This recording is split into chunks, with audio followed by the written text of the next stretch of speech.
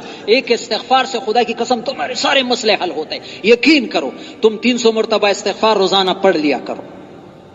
نبی کا بتایا ہوا نسخہ ہے, پکا حدیث ہے, سارے پریشانیاں دور ہوتی ہے. ادھر میں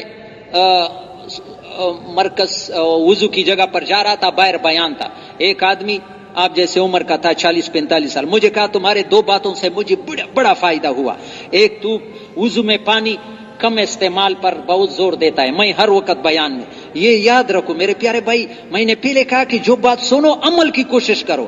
سنا اور عمل نہیں کرتا یہ تو یہودیوں کا راستہ ہے. علم آ گیا لیکن پھر بھی پرواہی جتتا ہے. آج تو نیت کرو.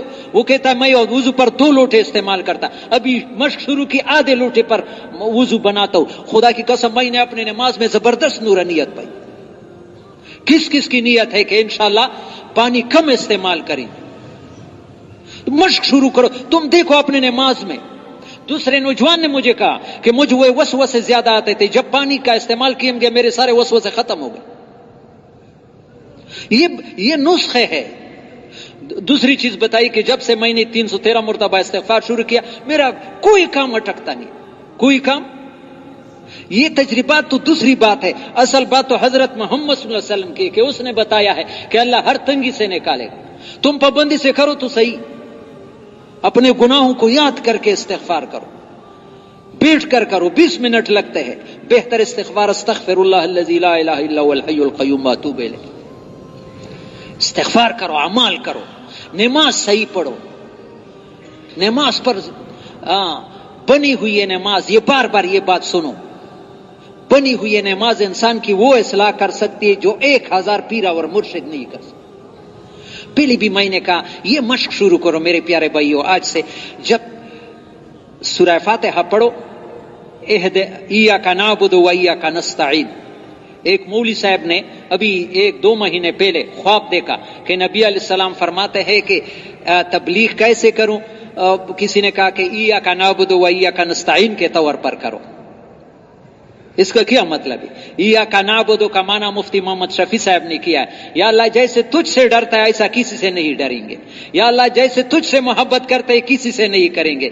یا اللہ جیسے تیرا مانتا ہے ایسا کسی سے نہیں مانیں گے.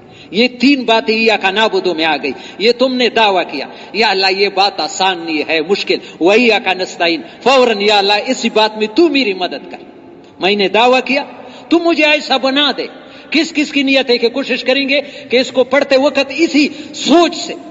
ابھی پھر صاحب فرماتے تھے عصر سے پہلے مشورے میں کہ یہ نماز میں یہ توجہ برابر کرو کہ اللہ مجھے دیکھ رہا ہے, میں اللہ کو دیکھ رہا ہوں, نہیں تو کم از کم اللہ مجھے دیکھ رہا ہے, اللہ سے مانگ رہا ہوں. سوالات دعا کو کہتے ہیں, نماز تو سارا اللہ سے مانگنا ہے.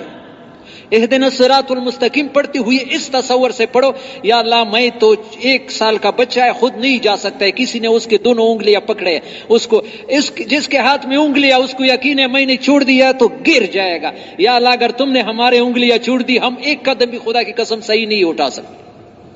سورہ فاتحہ اس دور دیکھو کہ تمہاری زندگی بدلتا ہے یا نہیں بدلتا. رکوع سجدے میں خاص کر, یہ میں نے پہلی بھی کہا, یہ ہمارے جوان بچے, مجھے اپنے مسجد میں امام ہوں, بعض جوان ایسے نماز پڑھتے ہیں کہ نماز ان کو بددعا دیتی ہے. رکوع کیا ابھی سر اٹھائے نہیں, سجدی گیا سجدے سر اٹھائے نہیں. پھر تھوڑا سا نماز پر وقت لگاؤ, تھوڑا سا رکوع میں جاؤ, سبحان ربی العظیم, پاک ہے رب میرا جو بہت بڑا ہے.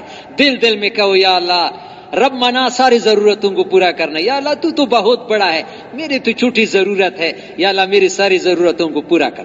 زبان پر یہ پڑھو, دل میں مانگو. سجدے میں سر لگاؤ. سب سے زیادہ انسان اللہ کو جو قریب ہوتا ہے وہ سجدے کے حالت میں. نفلوں میں سنتوں میں 7 مرتبہ پڑھو, 9 مرتبہ 13 مرتبہ پڑھو, سجدہ لمبا کرو, اور پھر سبحان ربی الاعلی. ایسا کتابوں میں لکھا ہے کنز العمال میں, سجدے میں یہ تصور سے سجدہ کرو جیسے اللہ کے قدموں کے درمیان میں نے اپنا سر رکھا ہے. کتنی عاجزی ہے کسی کے سر کے قدموں میں اپنا سر ڈالنا. یا اللہ میں نے یہ سر ڈالا ہے, تو بہت بلند ہے, میرے تو تھوڑی ضرورت ہے, یا اللہ میری ضرورتوں کو بھی پورا کرو اور میری تربیت فرما. یہ دیکھو تم ایسا نماز شروع کرو کہ تمہارے زندگی کیسے چینج بن جاتی. کس کس کی نیت ہے؟ انشاءاللہ اس کی مشق کریں گے. نماز پر کوشش کرو. ہاں صحیح نماز اور جماعت سے پڑھو. مجھے بڑا دکھ ہوتا ہے، کئی دفعہ یہاں بھی کہا ہے، ایک مسجد میں امام ہوں، ظہر کو میرے ساتھ جو لوگ نماز پڑھتے ہیں پھر بعد میں پڑھنے والے ان کو حساب کروں تو 2/3 بعد میں اکیلا پڑھتے ہیں. خدا کی قسم 5 روپے کا نقصان بھی نہ سمجھتے کہ ہم سے جماعت چلی گئی. حالانکہ ابو بکر وراق بہت بڑے شخصیت، حضرت شیخ الحدیث مولانا زکریا صاحب نے یہ قصہ لکھا ہے. حج کے لیے جا رہے تھے، راستے میں کہا کہ مجھے واپس کر دو. کیا بات ہو گئی؟ مجھ سے 700 کبیرہ گناہ ہو گئے. کتنے؟ لوگ حیران ہو گئے کہ 700 بڑے گناہ تو ایک فاسق فاجر. پتہ چلا کہ اس کی جماعت کی نماز رہ گئی ہے. تو وہاں شیخ الحدیث صاحب نے فضائل حج میں لکھا ہے کہ ایک روایت ہے، حدیث ہے کہ جماعت سے رہنا اتنا گناہ ہے جیسے 700 گناہ کبیرہ گناہ آدمی نے کیا. کوئی گناہ سمجھتا ہے؟ صبح کو اکیلا اکیلا ٹکرے مارتا ہے. حالانکہ فجر کی نماز، یہ جوانوں سے درخواست ہے، جو بھی فجر کی نماز جماعت سے پڑھے گا، خدا کی قسم مسلم شریف سارا دن اللہ کی حفاظت میں ہوگا. کس کی نیت ہے؟ میرے پیارے بھائیو، تھوڑا سا اپنی زندگی بدلنے کی کوشش کرو. ہاں نماز پر کوشش کرو، تنہائی میں ذکر کرو، 15-20 منٹ اللہ کے ساتھ نشست لیا کرو، اپنے ضرورتیں بتاؤ. بیوی کے ساتھ باتوں میں مزہ، دوستوں کے ساتھ، کبھی اللہ کے ساتھ بھی مزہ آیا ہے. وہ کریم ذات جو ساری ضرورتوں کو وہی پورا کرتا ہے، سب کو جو اس کا دیا ہوا ہے. میرا اپنا کچھ بھی نہیں ہے، اس کا لحاظ نہیں رکھتے. باپ کا لحاظ رکھتے بھائی کا، لیکن وہ بڑے کا لحاظ. ما لکم لا ترجون للہ وقارا وقد خلقکم اطوارا. نوح علیہ السلام قوم سے کہتے ہیں بدبختو، اتنے بڑے اللہ کا لحاظ نہیں رکھتے. وہ کن چیزوں سے خوش ہوتا ہے؟ عبد الوہاب صاحب نے ہمارے حلقے کا جوڑ تھا، ہر انسان کی کامیابی اس میں ہے کہ اللہ کو راضی کرنے میں لگ جائے، مرد ہو عورت ہو. ابھی اللہ ناراض ہے ہم لوگوں سے. نبی نے نشانیاں بتائی ہے، حدیث ہے کہ جب اللہ پاک اس امت سے ناراض ہو جائے گی تو پچھلے امت جیسے زمین میں نہیں دنساتے. اذا غضب اللہ علی امت لا يعذبهم خسفا ولا مسخا. ان کے چہرے وہ بدلتے نہیں ہے. پہلے امتوں کی شکلیں بدل دی، خنزیر بنایا ہے، قرآن میں ہے وَجَعَلَ مِنْهُمُ الْقِرَدَةَ وَالْخَنَازِيرَ، بندر بنائے ہیں، خنزیر. لیکن اللہ ناراضگی کی 3 نشانیاں بتائی، توجہ سے سنو. وَلَكِنْ قَلَّتْ أَمْطَارُهَا، بارشیں کم ہو جائے گی. بارشیں کم ہے یا زیادہ ہے؟ کتنے سالوں سے بارشیں فصل صحیح نہیں ہوتی. یہ اللہ کے ناراضگی کے نشان ہے. وَغَلَّتْ أَسْعَارُهَا، اور دن بدن چیزوں کی قیمتیں بڑھتی جائے گی. وَيُوَلِّ عَلَيْهَا شَرَارَهَا، برسر اقتدار لوگ، بدترین لوگ اللہ لے کے آئیں گے جب اللہ نیچے لوگوں سے ناراض ہو جائیں گے. ابھی نیچے لوگ حکومت سے شکایت کرتے ہیں، خود اللہ کو راضی کرنے میں نہیں لگتے کہ اللہ ہمارے حالات کو ٹھیک کرے. ہر آدمی دوسرے کو دیکھتا ہے کہ اس کی غلطی ہے. میرے پیارے بھائیو، آج تو ایک فیصلہ کر لو. مولانا محمد عمر پالن پوری نے فرمایا ہے، جو آدمی توبہ کرتا ہے وہ گناہوں سے خدا کی قسم ایسا پاک ہوتا ہے جیسے ماں کے پیٹ سے بچہ پیدا ہوتا ہے اس دن اس پر کوئی گناہ ہوتی ہے. لیکن توبے میں 4 شرطیں ضروری ہے. کتنے؟ 4 چیزیں ضروری ہے. کتنے؟ اگر کرنا ہے تو بتاؤں گا، نہیں کرنا ہے تو پھر کیوں بتاؤں؟ کس کس کی نیت ہے؟ ہاں ایسا توبہ کریں گے. یہ جتنا بھی انسان کو معلوم ہے کہ مجھ سے غلطی ہوگی، اس پر ندامت ہو، یا اللہ یہ میں نے اچھا نہیں کیا.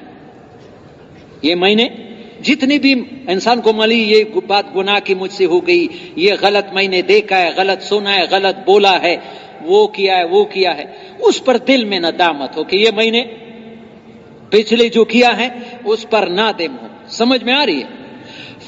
اس وقت فی الحال میں گناہ کو چھوڑ دے، جتنے معلوم ہے کہ یہ اللہ کے نافرمانی ہے اس کو نہیں کروں گا. مر جاؤں گا لیکن اللہ کے نافرمانی نہیں کروں گا.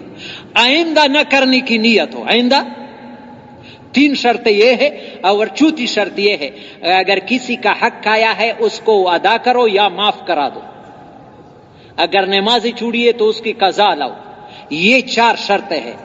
ایک پچھلے پر ندامت، موجودہ وقت میں گناہ چھوڑو، آئندہ نہ کرنے کی عزم، اور جو حقوق رہ گئے اس کو ادا کرو کسی کے انسان کا. عجیب بات بتاؤں، اللہ ہمیں غیبت سے بچائے. تفسیر روح المانی بڑا معتبر تفسیر میں، اس میں لے کے اگر کسی آدمی کی غیبت کی ہے تو اس کا بھی دوائی نبی نے بتایا. ہمارا نبی ایسا شفیق ہے کہ بھی خیال آیا کہ مجھ سے تو کسی کی غیبت ہو گئی، اور غیبت زنا سے بھی سخت گناہ ہے، لوگ گناہ بھی نہیں سمجھ. تو کفارۃ من اختبتہ ان تستغفر لہ، جس کی غیبت کی سمجھا کہ میں نے اچانک، یا اللہ جس آدمی کی میں نے تو اس کو معاف کر دے. جس کی غیبت کی اس کو معافی، اللہ سے معافی مانگے تو تمہارا گناہ معاف ہو گیا. کرو گے نا؟ اور ہاں اللہ کے حقوق رہ گئے اس کو ادا کرنے میں لگو. یہ اعمال والی زندگی سے